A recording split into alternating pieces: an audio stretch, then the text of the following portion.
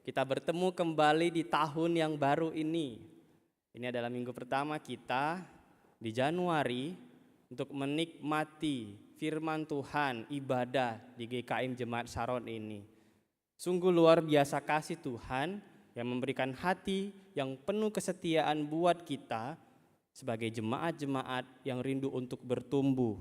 Tentunya bertumbuh serupa dengan Kristus ya Bapak Ibu. Bapak Ibu dikasih Tuhan, kita mau bersama-sama merenungkan satu tema yang akan menjadi tema kita bulan ini, yaitu melayani sebagai prajurit Kristus.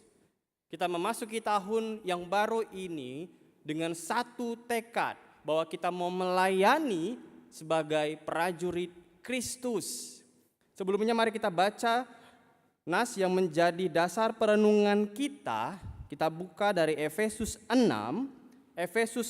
ayat 10 sampai 20. Efesus 6 ayat 10 sampai 20.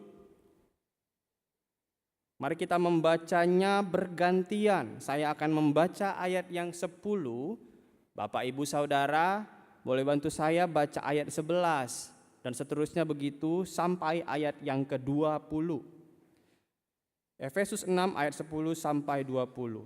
LAI memberi judul perikop perlengkapan rohani.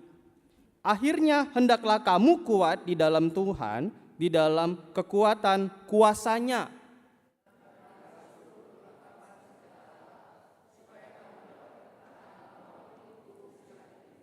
Karena perjuangan kita bukanlah melawan darah dan daging, tetapi melawan pemerintah-pemerintah, melawan penguasa-penguasa, melawan penghulu-penghulu dunia yang gelap ini, melawan roh-roh jahat di udara.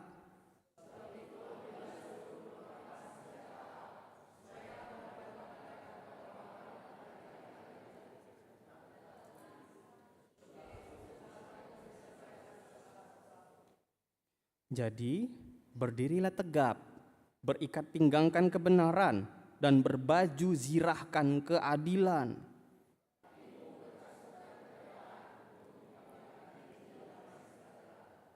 Dalam segala keadaan, pergunakanlah perisai iman, sebab dengan perisai itu, kamu akan dapat memadamkan semua panah api dari si jahat.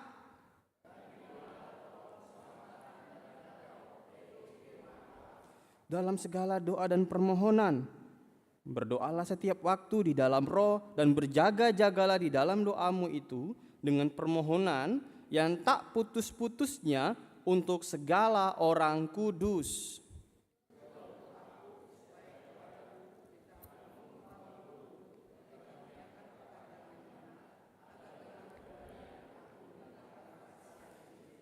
Yang kulayani sebagai utusan yang dipenjarakan. Berdoalah supaya dengan keberanian aku menyatakannya sebagaimana seharusnya aku berbicara. Berbahagialah kita yang bukan cuma membaca, bukan cuma mendengar, tapi menjadi para pelaku firman Tuhan, menjadi para hamba-hambanya yang menjadi kesaksian di tengah hidup kita, kesaksian tentang kasih dan damai Kristus. Bapak Ibu dikasih Tuhan, suatu hari menjelang akhir hidupnya, ada seorang ayah, dia sudah sangat tua. Kemudian dia mengumpulkan 2 orang anaknya. Dia merasa anaknya perlu mendengarkan nasihat-nasihat terakhir waktu itu sebelum sang ayah ini menghadap Tuhan. Wah, kalau dalam kondisi begini Bapak Ibu Saudara, kita udah bayangin ya apa yang mau dibilang biasanya. Apa itu? Wasiat ya. Udah detik-detik terakhir. Udah dalam kondisi kritis, biasanya wasiat yang dinyatakan. Nak, begini, nak, begitu, kamu ini, kamu bagian itu, begitu kadang-kadang. Tapi Bapak Ibu Saudara, yang mau disampaikan bapaknya itu hari itu justru larangan. Ada larangan-larangan terakhir, nasihat-nasihat yang berupa larangan yang mau dikatakan bapaknya itu kepada 2 orang anaknya tadi. Dia merasa ini penting gitu loh untuk didengarkan kedua orang anaknya tadi. Lalu masuklah kedua orang anak itu ke kamarnya, terbaringlah sang bapak dengan lemahnya, bahkan berkata-kata saja sudah susah. Istrinya juga sudah menua bersamanya Bapak Ibu Saudara, dan dia hanya bisa memandangi suaminya itu.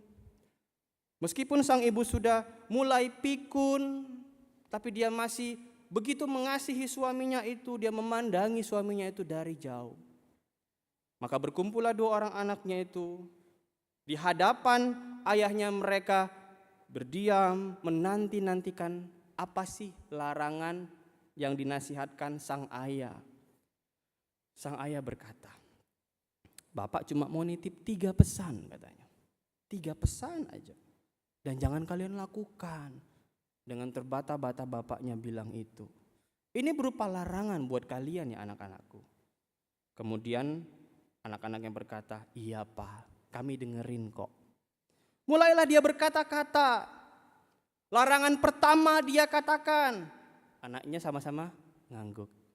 "Iya Pak." Kemudian larangan kedua pun demikian. Anak-anaknya sepakat untuk tidak melakukan larangan itu.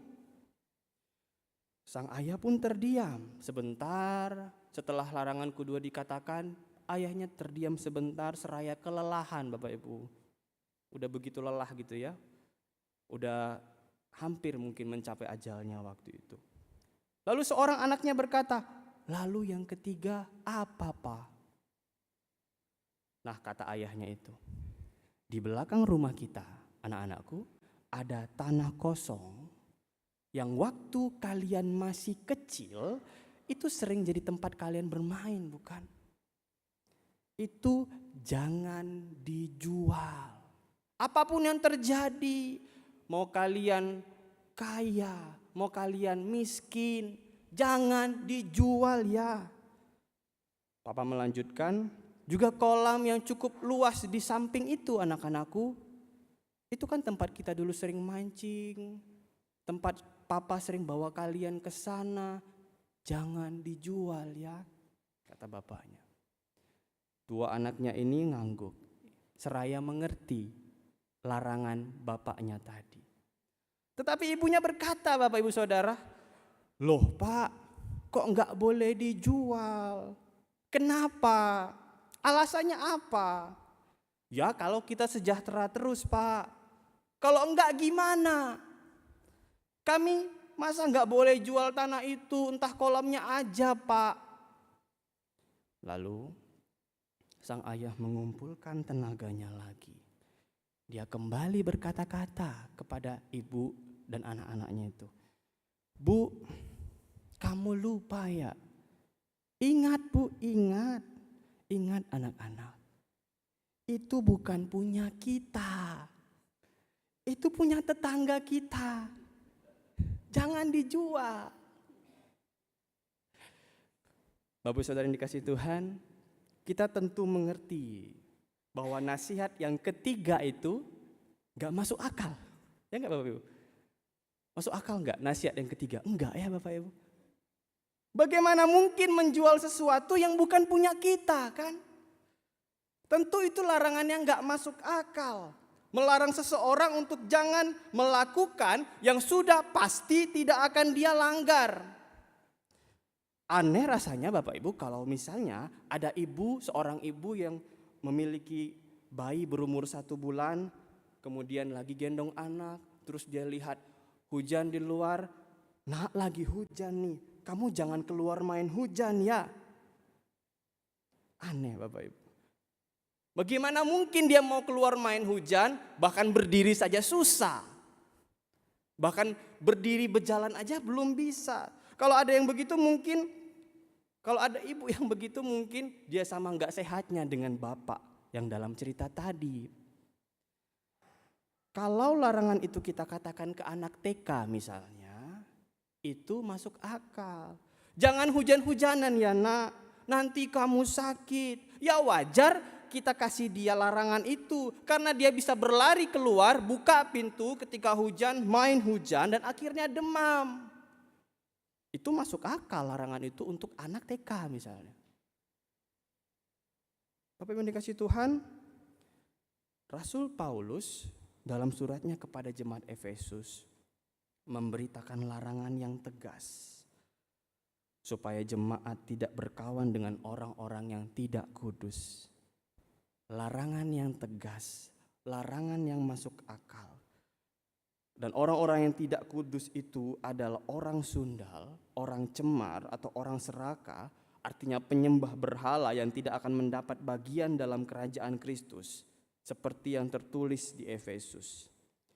Larangan itu adalah larangan yang masuk akal. Karena jemaat rentan, jemaat bisa melakukan atau melanggar larangan itu, Bapak Ibu. Larangan itu masuk akal, bisa dilanggar. Larangan itu nyata karena betul-betul terjadi. Ada tantangan, ada godaan yang dinyatakan dunia ini. Lewat gambaran orang sundal, orang cemar, orang serakah, penyembah berhala. Larangan itu nyata. Jadi larangan Paulus di sini kalau kita lihat, jangan menjadi serupa dengan dunia ini. Itu larangan yang nyata, itu larangan yang masuk akal. Karena tantangannya ada dan kemampuan kita untuk melanggar larangan itu ada. Apakah maksudnya kita tidak boleh bersosialisasi dengan para pendosa? Apakah gitu maksudnya Bapak Ibu? Kan tadi dibilang jangan serupa dengan dunia ini. Jangan berteman, berkawan dengan para pendosa tadi, orang sundal, orang cemar, penyembah berhala. Oh berarti Paulus nyuruh kita jangan berteman deh dengan orang berdosa. Apakah gitu maksudnya? Bukan gitu ya maksudnya Bapak Ibu Saudara. Pada dasarnya sama seperti larangan-larangan yang lain, jemaat gak boleh serupa dengan dunia ini. Jangan jadi sama seperti mereka. Oke bergaul silahkan, tapi jangan jadi sama. Jangan malah kita yang terpengaruh. Jangan malah kita yang tertarik menjadi bagian dalam diri mereka. Marilah kita yang harusnya menarik mereka untuk menjadi bagian kita, orang-orang yang kudus. Dunia yang dimaksud di sini adalah dunia yang udah jatuh dalam dosa. Mereka menolak percaya Yesus. Mereka menolak Tuhan Yesus dan mereka menciptakan ilah-ilah mereka sendiri. Mereka melakukan keinginan mereka sendiri dan semua keinginan hati mereka itu udah gak ada yang benar Bapak Ibu. Udah tercemar oleh dosa semua. Orang-orang yang tidak kudus itu dalam Efesus 5 ayat 5, mereka melambangkan gaya hidup yang menentang Allah. Tetapi sebaliknya Paulus mau orang Kristen itu hidup sebagai penurut Kristus. Artinya serupa Yesus yang mau mengambil rupa seorang hamba, kemudian tunduk pada Bapa. Bapak Ibu Tuhan, kita lihat ketika Paulus memberikan larangan pada pasal yang kelima, kalau kita baca pasal 5, dia mau mengasumsikan begini Bapak Ibu. Ada orang Kristen yang bisa hidup seperti orang dunia. Jadi waktu dia kasih larangan ini Bapak Ibu, dia lihat sendiri larangan itu nyata untuk dipatuhi. Larangan itu gak main-main. Larangan itu gampang untuk dilanggar. Karena dia melihat sendiri banyak orang Kristen yang hidupnya kok kayak orang dunia. Dia mengatakan dirinya Kristen, orang itu bilang aku Kristen, pergi ke gereja, melayani, beraktivis, beribadah. Tetapi cara hidupnya seperti orang yang belum kenal Yesus. Kalau mungkin dalam tindakan dan perkataan dia nggak mencerminkan dirinya orang Kristen, kayaknya kita gampang ya Bapak Ibu kita bisa bilang, kok gitu, orang dibilang Kristen itu bukan orang Kristen. Orang gitu sih nggak cocok dibilang Kristen. Gampang kita bilang gitu kalau tindakan dan perkataannya memang tidak mencerminkan ya Bapak Ibu. Tetapi kalau sebelum itu menjadi perkataan dan tindakan, yang paling mudah dan pertama-tama yang bisa menjadi serupa dengan dunia ini, mungkin belum tindakan kita dan perkataan kita, yang paling mudah menjadi serupa dengan dunia ini adalah pikiran kita. Katakanlah tindakan kita, langkah kaki kita, perkataan kita mungkin bisa serupa dengan Kristus, melakukan hal-hal yang memang kita baca di Alkitab. Tapi dengan mudah pikiran kita itu pun rentan untuk tidak menjadi serupa Kristus.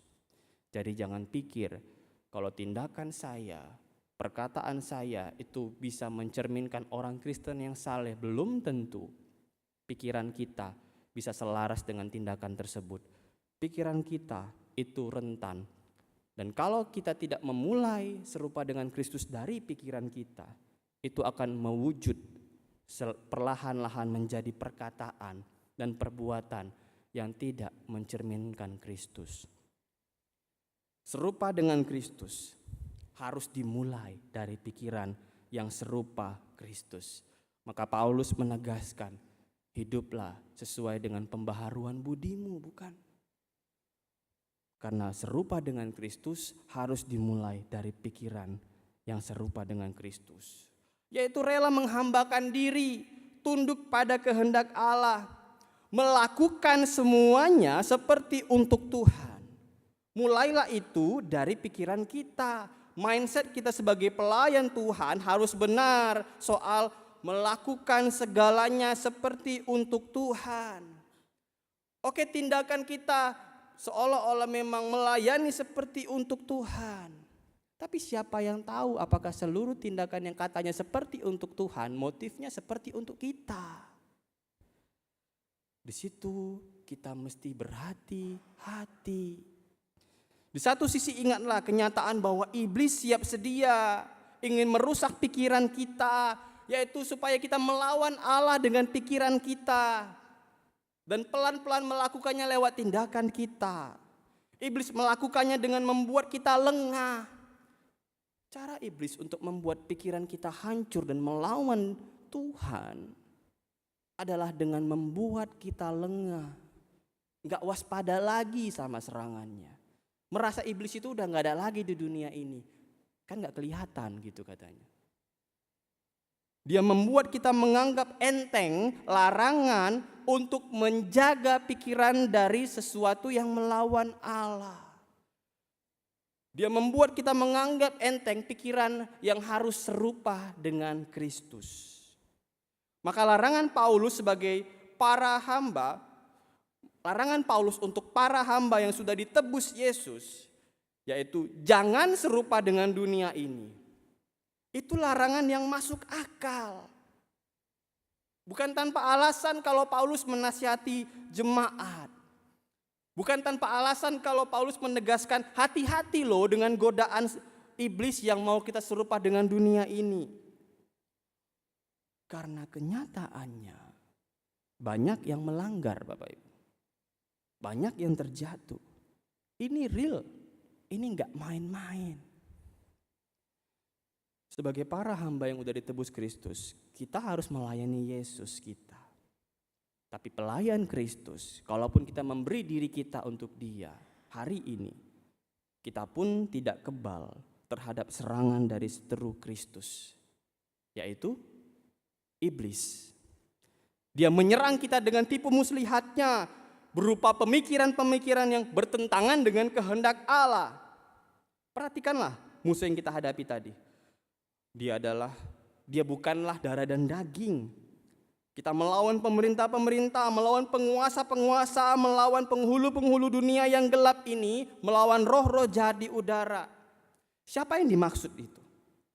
Siapa yang dimaksud dengan musuh kita tadi, Bapak Ibu Saudara? Perhatikanlah perkataan Yesus dalam Yohanes 14 ayat 30. Kalau kita baca di situ, penguasa dunia ini datang dan ia tidak berkuasa sedikit pun atas diriku, kata Tuhan Yesus. Jadi penguasa itu bicara soal iblis. Dengan tipu muslihat dia mau buat kita lengah supaya kita nggak lagi patuh sama larangan yang udah Tuhan nyatakan. Dia mau kita lengah dan abai dengan semua perintah dan kehendak Allah. Lalu dia mau kita menentang Allah. Dia mau kita berbalik melawan Allah. Orang bisa aktif bergereja. Bisa berkata sudah menjadi orang Kristen yang benar. Bisa tunjukin bagaimana dia aktif melayani Tuhan. Tapi bisa aja pikirannya berkata begini, Bapak Ibu. Yang benar adalah yang enak-enak aja. Kalau sulit dan gak enak berarti gak benar tuh. Saya gak mau lakuin yang gak nyaman, gak enak buat saya. Yang saya kejar adalah kenikmatan. Itu hedonisme Bapak Ibu. Mungkin juga ada berkata dalam pikirannya, pokoknya yang salah atau benar ya menurut kemauan saya. Saya nggak peduli norma masyarakat, saya nggak peduli larangan Allah, saya nggak peduli aturan apapun, karena aturannya ya diri saya sendiri. Anda mau apa? Itu pikiran antinomian Bapak Ibu. Kita semua rentan untuk dirasuki pikiran seperti itu. Tipu muslihat iblis membuat kita lengah dan memikirkan hal-hal dosa kayak tadi Bapak Ibu. Pikiran yang merusak motif hati kita untuk hidup seperti untuk Tuhan. Meski mungkin kita dipandang orang Kristen yang saleh, kita rentan, termasuk saya hari ini. Kalau kita nggak waspada, kita rentan Bapak Ibu. Apalagi kalau kita sama sekali nggak menjaga kesalehan. Yang saleh aja rentan, apalagi yang nggak menjaga kesalehannya Bapak Ibu. Waspadalah Bapak Ibu. Waspadalah dalam hidup kita. Kita harus melayani Allah, betul. Tapi iblis mau kita melayani diri sendiri. Waspadalah Bapak Ibu Saudara. Dan terkadang kewaspadaan itu sering kali diabaikan, bukan? Dan ketidakwaspadaanlah yang melemahkan kita Bapak Ibu. Tuhan memperlengkapi, iya seperti prajurit Kristus kita diperlengkapi. Tapi ketidakwaspadaanlah yang seringkali membuat kita tidak mau mengambil perlengkapan itu, bukan? Suatu hari beberapa orang dalam sebuah tim, mereka tergerak untuk melakukan suatu aksi kemanusiaan. Mereka mau pergi ke sebuah desa terpencil Bapak Ibu Saudara.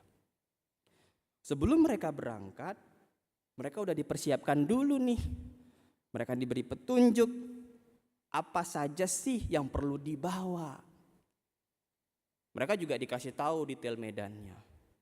Nanti medan kalian hadapi begini, jalannya setapak, ada di atas bukit, turun gunung, naik gunung, turun lembah. Wah sulit ya medannya Bapak Ibu. Panjang pokoknya.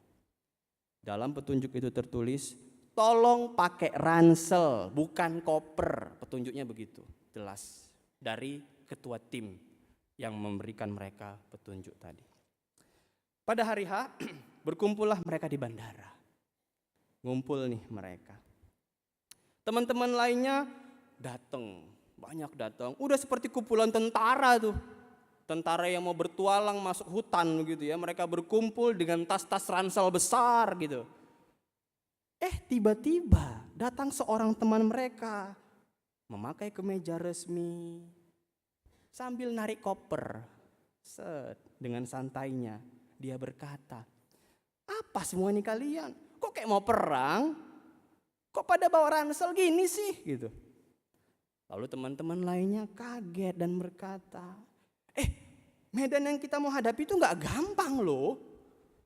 Ada kemungkinan kita akan jalan kaki cukup lama dan jalannya gak mudah, setapak demi setapak. Banyak batunya lagi kan katanya. Gimana mungkin kamu jalan kaki sambil narik-narik tas koper kayak gitu? Kan udah dibilang di surat tadi medannya berat, udah ditulis di situ, kita udah dihimbau mesti bawa ransel, bukan koper. Dengan gampang dia menjawab, aku nggak baca petunjuknya katanya. Udahlah, kalian kayak orang susah aja, mau pergi aja kok bawa ransel katanya. Perjalanan pun tetap dilangsungkan Bapak Ibu, mereka tetap jalan. Tibalah mereka di bandara tujuan mereka.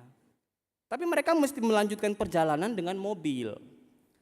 Di satu titik mobil mereka mesti berhenti dan mereka harus jalan kaki karena jalannya berat. Setapak demi setapak di atas bukit. Dari jauh mereka melihat desa itu dan mereka bertanya dengan orang situ, Pak, berapa lama bisa sampai sana ke desa itu?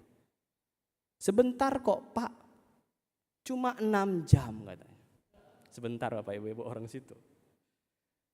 Mereka susah payah 6 jam itu mereka susah payah bawa ransel mereka, berat sekali. Tapi ada yang lebih susah payah, bukan Bapak Ibu? Jangankan 6 jam. Baru 5 menit aja rodanya udah patah Bapak Ibu. Tapi seluruh keperluannya ada di situ. Mau gak mau dia angkat tuh koper di atas kepalanya. Gak sampai 3 jam udah mau pingsan dia. Bapak Ibu dikasih Tuhan, kita perlu mewaspadai medan yang harus kita hadapi di dalam perjalanan hidup kita. Agar segala perkakas yang kita bawa itu udah sesuai dengan tantangan yang mesti kita hadapi. Kita harus waspada dengan medan yang harus kita jalani di dalam hidup kita. Kalau kondisinya memang bakal dingin, bawalah jaket yang pas ketebalannya. Kalau memang kondisinya penuh dengan jalan berpasir yang cukup licin, pakailah sepatu dengan daya cengkeram yang pas. Kita mesti mewaspadai segala sesuatu yang udah diperingatkan dengan membawa segala yang diperlukan supaya tidak muncul masalah yang harusnya nggak perlu terjadi. Setelah Kristus membangkitkan kita dari kematian Bapak Ibu, kematian akibat kuasa dosa, Anda dan saya, kita mesti melanjutkan perjalanan hidup kita sebagai hambanya. Ada perjalanan yang harus kita tempuh Bapak Ibu Saudara. Sebab Tuhan sudah membangkitkan kita dari kematian kekal. Maka perjalanan kita adalah sebagai hamba Tuhan. Hamba yang melayani Tuhan. Dan sebagai hamba yang mesti melakukan segala pekerjaan sebagai bentuk pelayanan untuk Tuhan, medannya berat Bapak Ibu Saudara. Tantangannya ada sepanjang jalan. Kita harus waspada. Kita harus mempersiapkan diri. Maka Paulus menjelaskan identitas kita sebagai hamba Allah, tapi di satu sisi dia juga kasih tahu ada tantangan nih. Apa itu? Tipu muslihat iblis. Hati-hati. Kemudian dia melanjutkan perkataannya, ambillah seluruh perlengkapan senjata Allah supaya kamu dapat mengadakan perlawanan pada hari yang jahat itu dan tetap berdiri sesudah kamu menyelesaikan segala sesuatu. Perhatikanlah Bapak Ibu perlengkapan yang mesti kita siapkan sebagai hamba yang melayani Tuhan. Perlengkapannya apa? Perlengkapan senjata manusia bukan ya? Perlengkapan senjata Allah. Sebab yang kita hadapi itu enggak mudah. Yang kita hadapi itu perkasa Bapak Ibu. Iblis yang enggak kasat mata. Mustahil kalau kita menghadapinya kalau enggak sama Allah yang jauh lebih perkasa. Dan layaknya prajurit yang berperang, Allah memberi kita perlengkapan untuk menang. Dia mau kita menggunakannya dalam hidup pelayanan kita sebagai para hambanya. Mari kita melihat perlengkapan yang disediakan Allah untuk menghadapi si jahat Bapak Ibu. Tadi kalau kita baca dari pasal 6 ayat 14 sampai 17. Paulus ini mendeskripsikannya dalam bentuk perlengkapan dan senjata. Senjata militer, itu biasa dilihat orang waktu itu. Ikat pinggang, baju zirah, kasut yang tentunya biasa dipakai prajurit, bukan kasut biasa begitu pastinya. Perisai, ketopong atau helm perang Bapak Ibu, dan pedang. Semua benda itu punya fungsinya masing-masing. Dan semua ini adalah penggambaran dari segala sesuatu yang harus kita punyai untuk bertarung melawan iblis. Kenapa Bapak Ibu Saudara? Karena kalau tadi kita baca, iblis juga punya senjata, bukan? Tertulis di situ dia digambarkan menyerang dengan panah api yang hendak menembus apa Bapak Ibu? Menembus kewaspadaan kita. Paulus menggunakan perumpamaan dari seni militer di situ. Dia menghimbau kita untuk mengenakan seluruh perlengkapan perang Allah. Kalau kita betul-betul waspada sama si jahat, kita pakai itu perlengkapan yang udah disediakan Allah. Kita harus siap dari seluruh sisi. Jadi gak ada celah yang diserang Bapak Ibu. Tugas kita adalah pakai itu. Harus ada kebenaran Injil yang menjadi pilar seluruh perilaku kita. Biarlah itu kita kenakan. Artinya seluruh aspek hidup kita itu semuanya mesti sesuai Injil Kristus. Tanyakan, apakah hidup saya, apakah yang sudah saya lakukan itu sesuai kebenaran-Mu ya Tuhan. Dan biarlah keadilan sesuai kasih Allah itu tetap kita junjung dalam hidup kita. Dan langkah kaki kita, yuk kita tujukan untuk bergerak jadi kesaksian tentang Yesus Kristus yang penuh kasih. Kemudian dengan iman, kiranya tidak ada kuasa jahat yang membuat kita lemah dan ragu untuk terus berjuang melayani Kristus. Tapi yang gak kalah penting Bapak Ibu, pakailah ketopong keselamatan itu. Pakailah pedang roh yang adalah firman Allah itu. Dalam 1 Tesalonika 5 ayat 8, ketopong keselamatan itu disebut sebagai ketopong pengharapan keselamatan. Jadi memakai ketopong tersebut berarti kita perlu memenuhi pikiran kita dengan indahnya keselamatan Allah yang kekal. Ini penting Bapak Ibu. Bukankah kita sering kali mengisi pikiran kita dengan seluruh hal-hal dunia ini yang memang kadang-kadang ada yang mengenakkan kita. Kadang-kadang ada yang mungkin membuat kita terus khawatir dengan berita-berita atau bahkan mungkin berita hoaks yang kita biarkan memenuhi isi pikiran kita. Dan itu juga cara iblis untuk menyerang kita supaya iman kita penuh keraguan. Tapi Paulus menegaskan, isilah pikiran kita dengan indahnya keselamatan Allah. Isilah dengan kebenaran akan kerajaan sorga. Biar firman-Nya menguasai pikiran kita. Supaya pikiran kita tidak dikuasai dunia yang jahat ini. Dan firman Tuhan itu adalah sarana kita untuk mendapat kemenangan sewaktu kita mau menghalau pengaruh si jahat.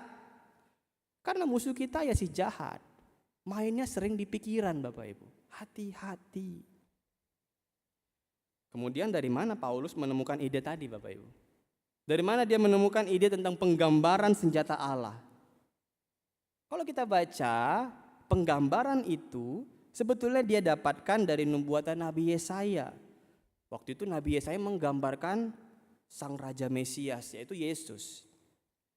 Di Yesaya 11 ayat 5, sang Mesias itu tidak akan menyimpang dari kebenaran dan kesetiaan. Dia itu seperti ikat pinggang yang terikat pada pinggang. Kemudian dari Yesaya 59 ayat 17, sang Mesias itu mengenakan keadilan sebagai baju zirah dan ketopong keselamatan ada di kepalanya. Dan di dalam Yesaya 49 ayat 2, Tuhan telah membuat mulutnya, yaitu Yesus, sebagai pedang yang tajam dan membuat Yesus berlindung dalam naungan tangannya. Jadi kita perlu menggunakan perlengkapan senjata Allah, betul? Dan sebenarnya perlengkapan itu ada di dalam hadirat Yesus Kristus. Kita hanya bisa dapat itu dalam pribadinya, di dalam karyanya. Kita aman Bapak Ibu. Kewaspadaan kita harus kita tindak lanjuti dengan mengenakan Kristus dalam hidup kita. Biarlah Dia menguasai seluruh hidup kita dan kita tinggal dalam hadirat-Nya. Biarlah kasih-Nya yang sudah menyelamatkan kita itu menggerakkan kita bertindak, melakukan perbuatan-perbuatan yang mengasihi. Biarlah keadilan Yesus bagi orang-orang yang tertindas, itulah yang kita juga teladani, yaitu dengan mengingat bahwa kita pun dulunya tertindas oleh dosa, tapi sekarang diselamatkan oleh anugerah. Biarlah firman Allah yang sudah dinyatakan itu mengingatkan bahwa Kristus selalu ada buat kita hambanya. Dikala iblis sering kali menyerang semangat kita. Sehingga kiranya kita bisa berdiri tegap, gak lemah, gak jatuh. Ketika kita mau mendedikasikan hidup kita untuk Tuhan. Jadi melayani sebagai prajurit Kristus itu bukan berarti kita yang kuat Bapak Ibu. Bukan berarti kita yang gagah perkasa, sini iblis saya hadapi, sini saya lawan by one gitu ya, satu persatu. Bukan. Melayani sebagai prajurit Kristus berarti kita mesti selalu waspada dengan tipu muslihat iblis. Kalau kita bilang kita udah diselamatkan Tuhan, kita mau menghambakan diri buat Dia, yuk kita beri kewaspadaan kita lebih lagi dari segala tipu muslihat iblis. Sebab dia mau buat kita melawan Allah. Dan melayani sebagai prajurit Kristus berarti di dalam kewaspadaan itu kita pakai itu. Kita mengenakan Kristus dalam hidup kita. Artinya kita hidup di dalam Dia dan biarkan Dia hidup di dalam kita, menguasai hati dan pikiran kita dan membiarkan kita bertindak, dan biarlah Dia bertindak dalam hidup kita. Berapa dari kita yang mampu menghadapi gugatan iblis atas dosa kesalahan kita di masa lalu? Waktu kita melayani Tuhan, seringkali para pelayan Tuhan itu kemudian mendapat gugatan iblis atas dosa kesalahannya di masa lalu. Berapa dari kita yang bisa melawan itu? Kemudian bukankah sulit untuk terus memandang ke depan dan berkata, aku mau melakukan segalanya seperti untuk Tuhan. Tapi ketika masalah ekonomi memaksa kita untuk lupa sama Tuhan, kita diundang iblis untuk memikirkan agenda hidup kita sendiri, bukan? Berapa dari kita yang bisa melawan godaan tersebut? Tidak sedikit juga yang mengalami kekecewaan karena sahabatnya, karena kesehatannya, karena keluarganya, bahkan ada yang karena gerejanya. Padahal dia mungkin sudah memberi dirinya melayani Tuhan cukup lama, tetapi kekecewaan tadi membuat dia berbalik melawan Tuhan yang sebelumnya sudah dia layani. Selalu ada celah yang bisa dimasuki iblis, disusupi iblis. Kekecewaan, kebutuhan hidup kita, kesedihan kita, kekhawatiran kita. Iblis bisa memakai semua itu untuk merusak pikiran dan hati kita. Sehingga kita jadi lemah, Bapak Ibu. Terjatuh sebagai para hambanya Kristus.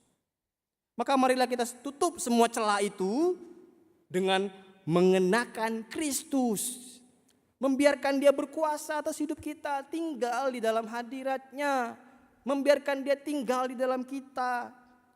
Biarlah Kristus yang tinggal di dalam hidup kita, biarlah pikiran kita dipenuhi oleh kasih-Nya, tinggal di dalam hadirat-Nya. Sebagai para prajurit yang melayaninya, kita perlu serahkan seluruh agenda hidup kita di dalam Dia. Biar Dia yang mimpin kita, Bapak Ibu. Mengisi pikiran kita dengan ingatan tentang kasih-Nya. Supaya kita berani untuk hidup seperti untuk Tuhan. Mari kita menundukkan hati kita, Bapak Ibu. Mari di tempat kita masing-masing saat ini, kita memejamkan mata kita.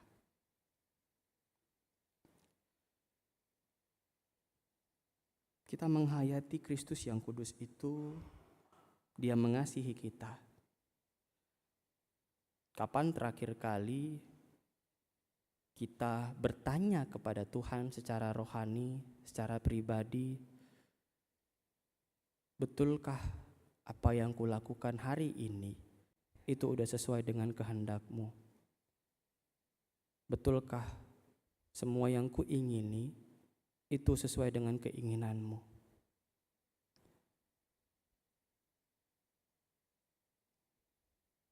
Karena hanya dengan mengizinkan Dia memenuhi hati kita dan pikiran kita, kita boleh mengenakan perlengkapan senjata untuk melawan kuasa si jahat itu tadi.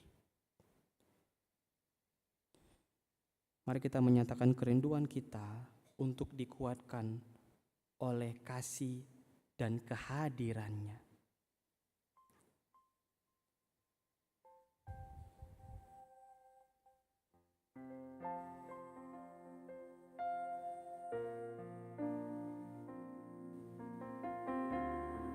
Nyatakanlah betapa besarnya kerinduan kita untuk dipenuhi oleh-Nya, dipenuhi oleh kasih-Nya dan hadirat-Nya.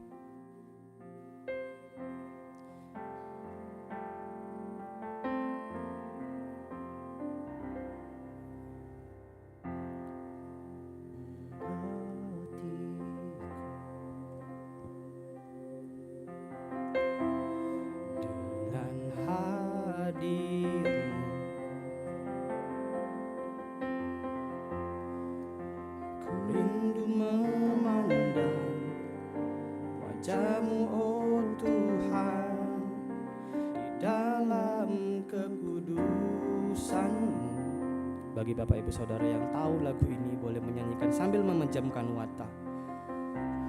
Bahwa ku dekat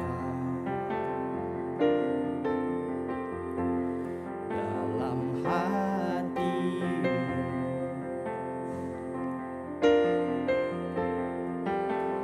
rindu mendengar suara-Mu, oh Tuhan, di tempat kudus-Mu sekarang. Ku rasakan kasih-Mu dan indahnya kekudusan-Mu. Dengan kasih-Mu, diam di hadirat-Mu, ku mengangkat tanganku dan ku bersyukur menyembah-Mu.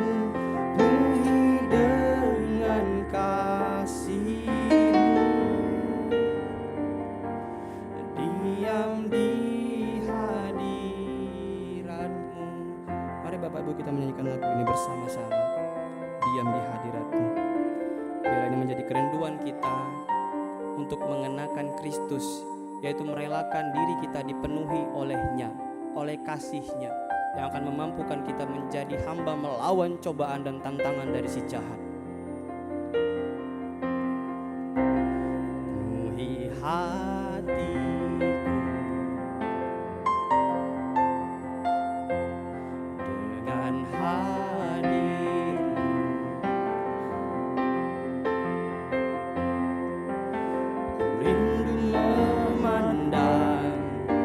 wajah-Mu, oh Tuhan, di dalam kekudusan-Mu. Bawa ku dekat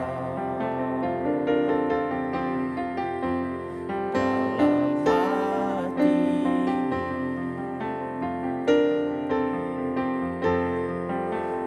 rindu mendengar suara-Mu, oh Tuhan, di tempat kudus-Mu sekarang. Ku rasakan kasih-Mu dan indahnya kekudusan-Mu. Penuhi dengan kasih-Mu, diam di hadirat-Mu, mengangkat tanganku dan ku bersyukur menyembah-Mu. Penuhi dengan kasih-Mu, diam di hadirat-Mu. Ku rasakan kasih-Mu Tuhan, biarlah itu yang memenuhi hati kami. Rasakan kasih-Mu dan indahnya kami rindu mengenakan Engkau dalam seluruh hidup kami. Biarkan Engkau mengendalikan mengendalikan seluruh aspek hidup kami ya Tuhan. Memenuhi hati dan pikiran kami ketika si jahat mencobai kami, meragukan bahwa kami adalah hamba-hamba Tuhan yang Tuhan mau pakai untuk kemuliaan Tuhan. Tolong kami untuk boleh berdiri tegap sebagai prajurit yang sudah Engkau perlengkapi dengan kasih-Mu Tuhan. Penuhi kami Tuhan, mampukan kami.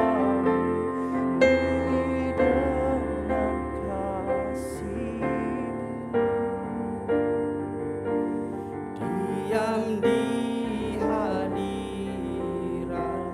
penuhi dengan kasih-Mu. Penuhi dengan kasih-Mu. Diam di hadirat-Mu. Ya Tuhan, kami datang ke hadirat-Mu. Kami membuka hati kami, membuka pikiran kami, membuka diri kami. Kami mau katakan, kami gak sanggup melawan godaan si jahat. Kadangkala pikiran untuk membenci sesama kami, kadangkala pikiran untuk menyalahkan Tuhan dalam hidup kami, kadangkala ada pikiran untuk mementingkan diri kami sendiri, sehingga kami jatuh ke dalam satu kesimpulan, kami gak layak jadi hamba-Mu. Kami gak bisa melayani Tuhan. Kami gak bisa beri diri untuk kemuliaan Tuhan. Kami menyadari semua itu Tuhan, karena kami lemah untuk melawan si jahat. Ampuni kami Tuhan. Tapi biarlah firman hari ini mengingatkan kami, Tuhan sudah sediakan segala yang kami perlukan, yaitu Engkau Yesus yang sudah mau mati di kayu salib. Biarlah Engkau kami biarkan hidup dalam hati kami lewat firman dan iman yang udah Tuhan anugerahkan. Ajar kami untuk terus bertekun dalam firman-Mu, supaya ketika iblis mencobai kami boleh menyerangnya dengan setiap kuasa firman-Mu yang berkuasa untuk melawan si jahat itu.